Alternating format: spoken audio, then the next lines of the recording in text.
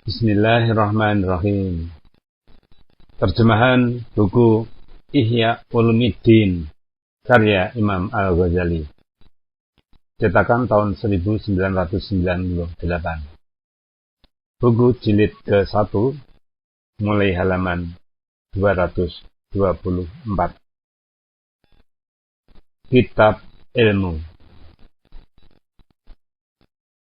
Lanjutan dari sebelumnya. Bab ke-6 tentang bahaya ilmu pengetahuan, penjelasan tanda-tanda ulama akhirat dan ulama su atau ulama jahat.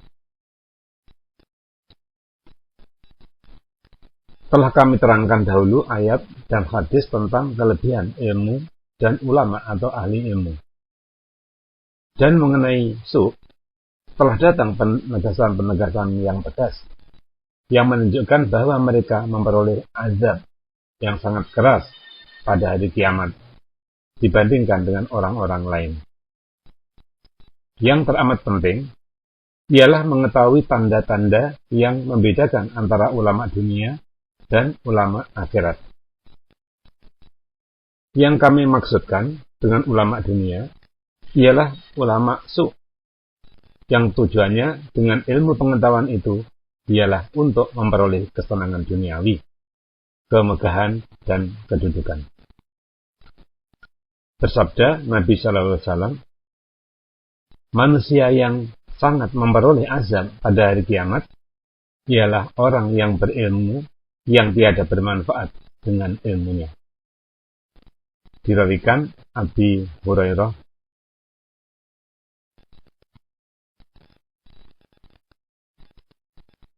Dan bersabda Nabi SAW, tidaklah seorang itu bernama alim sebelum berbuat menuruti ilmunya. Dirawikan Ibnu Hibban dan Al-Baihaqi dari Abi Darda. Dan bersabda Nabi SAW, ilmu pengetahuan itu ada dua. Ilmu pada lisan, yaitu ilmu yang menjadi alasan bagi Allah atas makhluknya, dan ilmu pada hati, yaitu ilmu yang bermanfaat. Dirawikan At-Tirmidzi dan Ibnu Abdil Birri dari Al-Hasan. Bersabda Nabi SAW, adalah pada akhir zaman orang-orang yang beribadah yang bodoh dan orang-orang yang berilmu yang tidak beribadah atau fasik. Dirawikan Al-Hakim dari Anas. Bersabda Nabi SAW, janganlah engkau mempelajari ilmu pengetahuan untuk bersombong-sombong dengan sesama berilmu, untuk bertengkar dengan orang-orang yang berpikiran lemah, dan untuk menarik perhatian orang ramai kepadamu. Barang siapa berbuat demikian, maka dia dalam neraka. Dirawikan Ibnu Majah dari Jabir. Bersabda Nabi SAW, barang siapa menyembunyikan ilmu pengetahuan yang ada padanya, maka diberikan oleh Allah kekang pada mulutnya dengan kekang api neraka.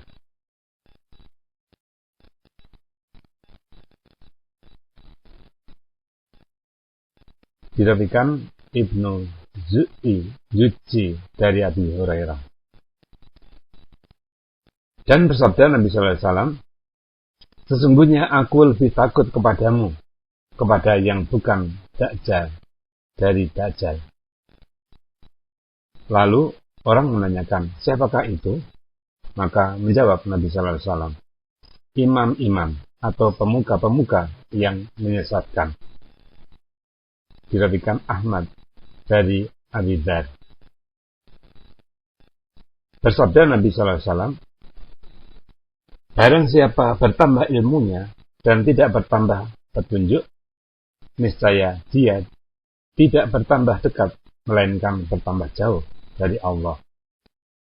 Dirawikan Abu Mansur Ad-Dailani, dan Ibnu Hibban.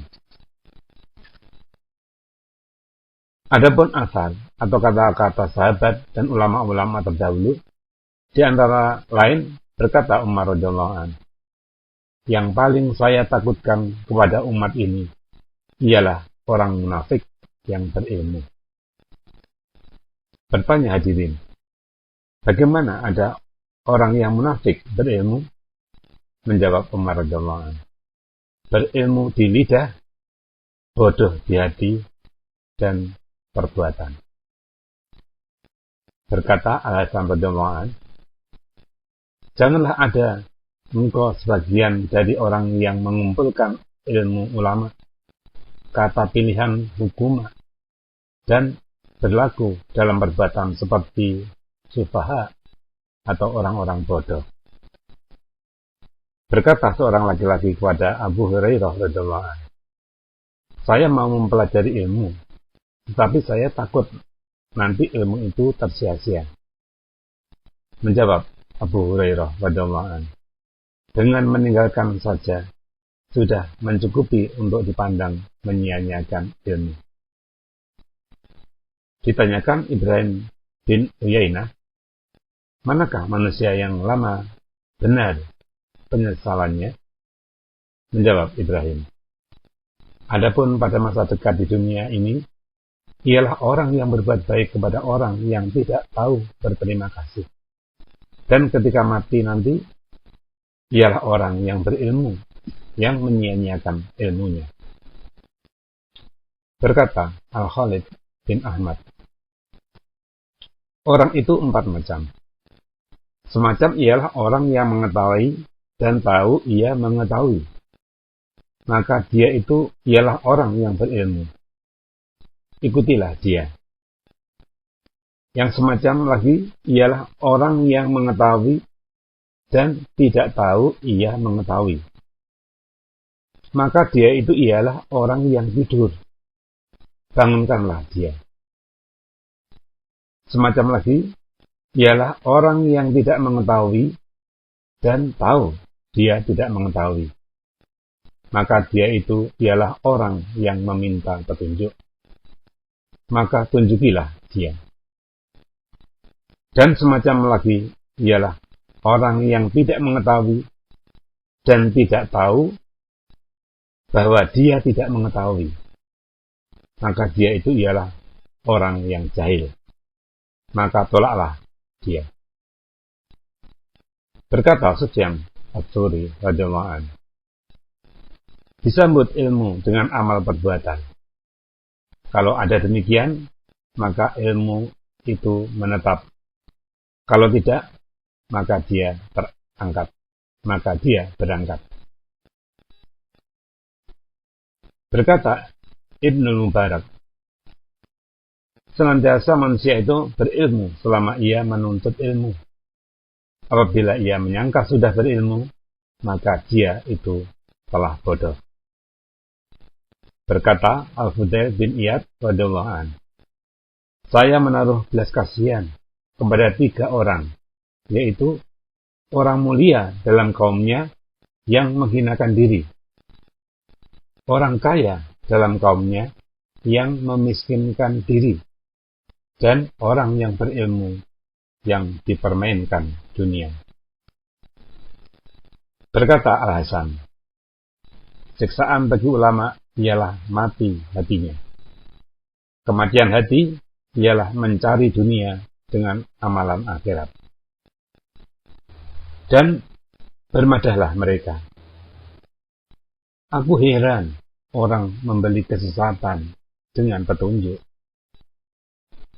Lebih heran lagi, orang membeli dunia dengan agamanya. Yang lebih heran daripada yang 2 itu, orang menjual agamanya dengan dunia. Inilah yang paling ajaib dari yang 2 itu.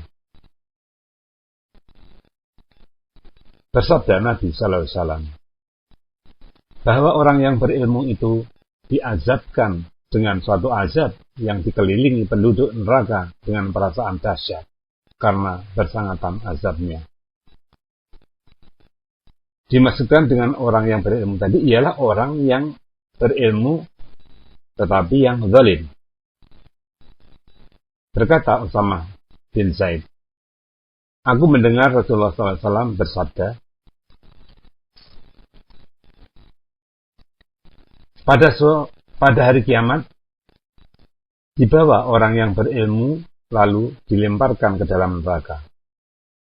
Maka keluarlah perutnya. Dia mengelilingi perutnya itu seperti keledai mengelilingi gilingan gandum. Penduduk neraka mengelilinginya secara seraya bertanya, mengapa engkau begini? Menjawab orang yang berilmu itu, adalah aku menyuruh dengan kebaikan dan aku sendiri tidak mengerjakannya. Aku melarang dari kejahatan dan aku sendiri mengerjakannya. Diriwayatkan Al-Bukhari dan Muslim dari Usamah bin Zaid. Dilipat gandakan azab kepada orang yang berilmu karena maksiatnya, karena dia mengerjakan maksiat itu dengan ilmu. Dari itu berfirman Allah Ta'ala, Innal munafiqina fi darkil asfali minan nar. Artinya, bahwa orang munafik itu dalam tingkat yang paling bawah dari api neraka. Surat An-Nisa ayat 145. Karena mereka ingkar sesudah berilmu. Dijadikan orang Yahudi lebih jahat dari orang Nasrani. Padahal orang Yahudi tidak mengakui Allah mempunyai anak. Dan tidak mengatakan bahwa Allah itu yang ketiga dari tiga. Adalah disebabkan orang Yahudi itu ingkar sesudah tahu. Berfirman Allah Ta'ala, mereka mengetahuinya, kitab suci, seperti mengetahui anaknya sendiri. Surat Al-Baqarah ayat 156. Dan berfirman Allah Ta'ala, yang artinya, setelah datang kepada mereka apa yang mereka ketahui, mereka tidak percaya kepadanya. Sebab itu Allah Ta'ala mengutuki orang-orang yang kafir. Surat Al-Baqarah ayat 89. Berfirman Allah Ta'ala mengenai kisah Bal'am bin Ba'ura, yang artinya, dan bacakanlah kepada mereka berita orang yang telah kami berikan keterangan-keterangan kami kepadanya, lalu dibuangnya. Sebab itu, dia didatangi setan dan termasuk orang-orang yang sesat jalan. Surat Al-A'raf ayat 175. Sampai Allah Ta'ala berfirman, yang artinya, orang itu adalah seumpama anjing. Kalau engkau halau, diulurkan lidahnya. Dan kalau engkau biarkan, diulurkannya juga lidahnya. Surat Al-A'raf ayat 176. Maka begitu jugalah orang berilmu yang zalim. Kepada Bal'am diberikan kitab Allah, tetapi dia terus bergelimang dalam hawa nafsu. Maka dia diserupakan dengan anjing. Artinya sama saja antara diberikan ilmu hikmah atau tidak diberikan. Ia terus menjilat dengan lidahnya pada hawa nafsu. Bersabda Isa alaihissalam, orang berilmu yang jahat adalah seumpama batu besar yang jatuh ke mulut sungai. Dia tidak menghisap air dan tidak menghalangi air mengalir ke tanaman-tanaman.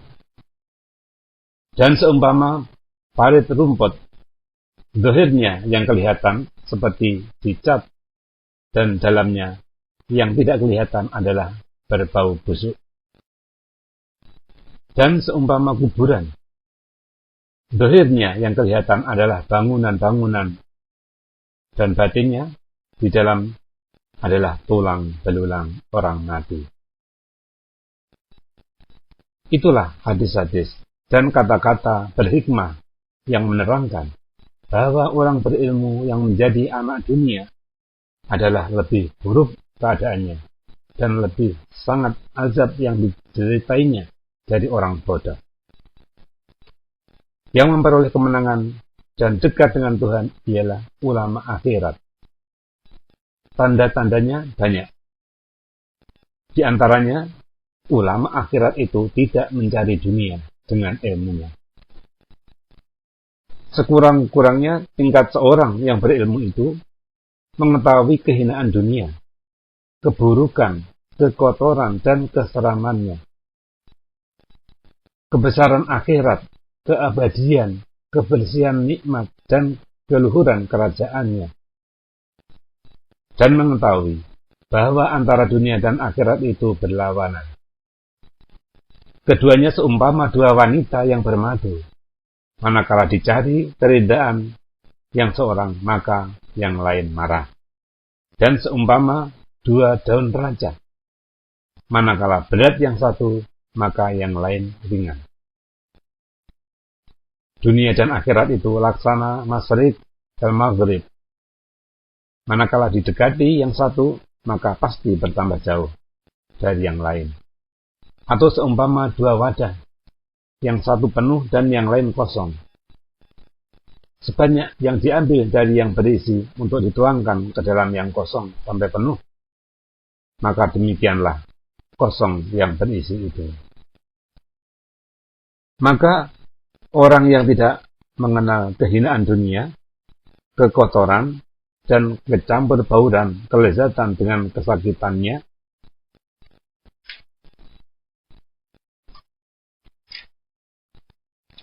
kemudian seraman apa yang kelihatan bersih dari dunia itu, maka orang itu adalah manusia yang telah rusak akal.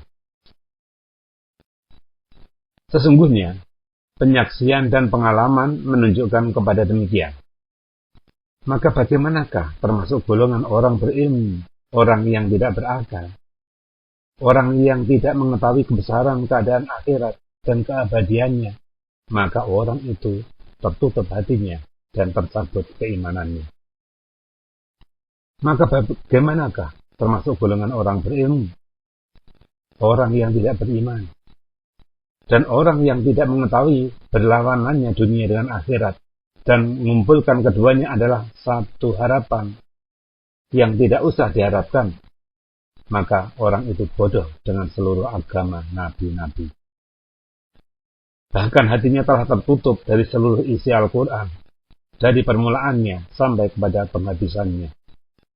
Maka bagaimanakah dia dihitung termasuk dalam golongan ulama? Orang yang mengetahui ini seluruhnya, tetapi tidak memilih akhirat dari dunia, maka adalah tawanan setan. Telah dibinasakan oleh hawa nafsunya dan dipaksakan oleh kecelakaannya. Maka bagaimanakah dihitung termasuk dalam barisan ulama orang yang tingkatan demikian? Dalam warta berita Nabi Daud alaihissalam yang merupakan firman dari Allah Ta'ala disebutkan, sekurang-kurang perbuatanku dengan orang yang berilmu apabila memilihkan hawa nafsunya dari mencintai aku, Allah, ialah kuharamkan kelezatan bermunajah dengan aku.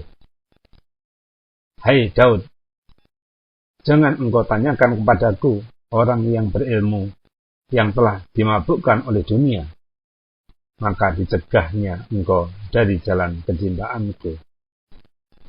Mereka itulah penyamun-penyamun terhadap hambaku. Hai Daud, apabila engkau melihat seorang pelajar untukku, maka hendaklah engkau menjadi pesuruhnya. Hai Daud, barang siapa mengembalikan kepadaku orang yang lari, maka ku tuliskan dia orang yang tahu kebenaran. Barang siapa ku tuliskan sebagai orang yang tahu kebenaran, maka tidak ku azabkan dia selama-lamanya. Dari itu berkata Al-Hasan radhiyallahu anhu, siksaan bagi orang yang berilmu ialah mati hatinya. Mati hati ialah mencari dunia dengan amal perbuatan akhirat. Karena itu berkata Yahya bin Ma'az, sesungguhnya hilanglah keeloan ilmu dan hikmah apabila dicari dunia dengan keduanya.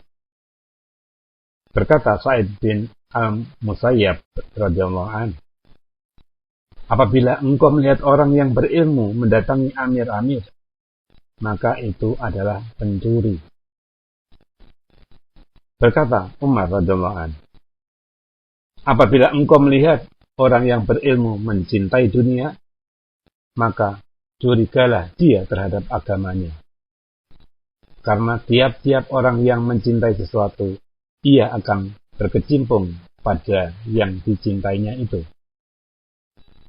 Berkata Malik bin Dinar radhiyallahu anhu, aku telah membaca dan dalam beberapa kitab lama bahwa Allah Ta'ala berfirman, bahwa yang paling mudah aku perbuat dengan orang yang berilmu apabila ia mencintai dunia, ialah aku Allah keluarkan dari hatinya kelezatan bermunajah dengan aku.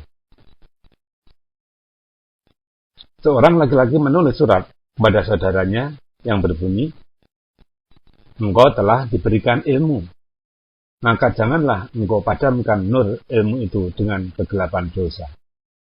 Nanti engkau kekal dalam kegelapan pada hari berjalan segala ahli ilmu dalam sinar ilmunya. Berkata Yahya bin Ma'az Ar-Razi radhiyallahu anhu kepada para ahli ilmu dunia,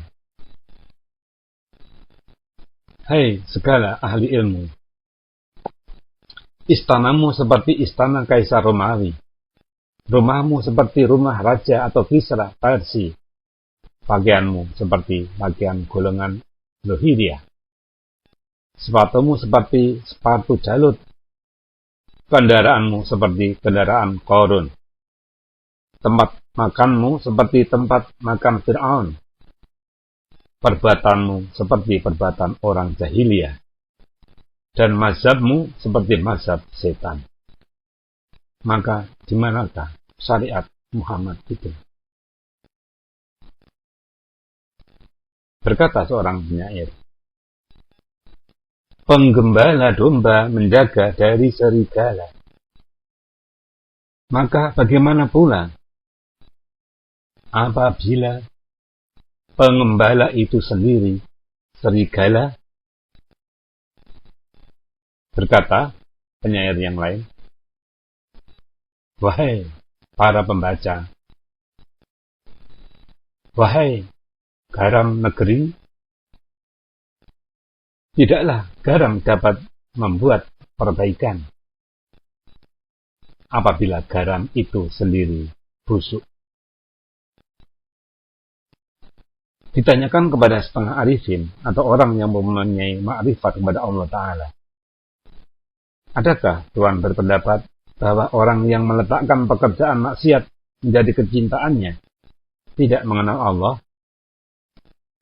Menjawab arifin itu, tidak ragu aku bahwa orang yang memilih dunia dan akhirat adalah tidak mengenal Allah Ta'ala. Selain dari itu, amat banyak lagi kata-kata hikmah tentang itu. Janganlah Anda menyangka bahwa meninggalkan harta kekayaan saja sudah mencukupi untuk menghubungkan diri dengan ulama akhirat. Sebab mencari kemegahan itu lebih lagi membawa kemadaratan dari harta.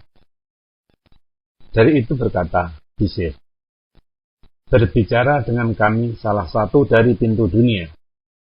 Maka apabila aku mendengar orang mengatakan, berbicaralah dengan kami, maka sebenarnya dia mengatakan, berilah kelapangan kepadaku. Bishr bin Haris menanamkan lebih 10 buah buku antara peti buku dan peti tempat simpanan tamar atau kurma kering Dia mengatakan, saya ingin berbicara. Jikalau hilanglah keinginanku berbicara, maka aku berbicara. Berkata Bishr dan lainnya, apabila ingin engkau berbicara, maka diamlah. Apabila tidak ingin, maka berbicaralah. Pahamilah ini. Karena merasa kelezatan dengan kemegahan membuat sesuatu jasa dan memperoleh kedudukan memberi petunjuk kepada orang adalah kelezatan yang terbesar dari seluruh kenikmatan duniawi. Barang siapa memperkenankan bahwa nafsunya membiarkan itu, maka adalah dia di antara anak-anak dunia.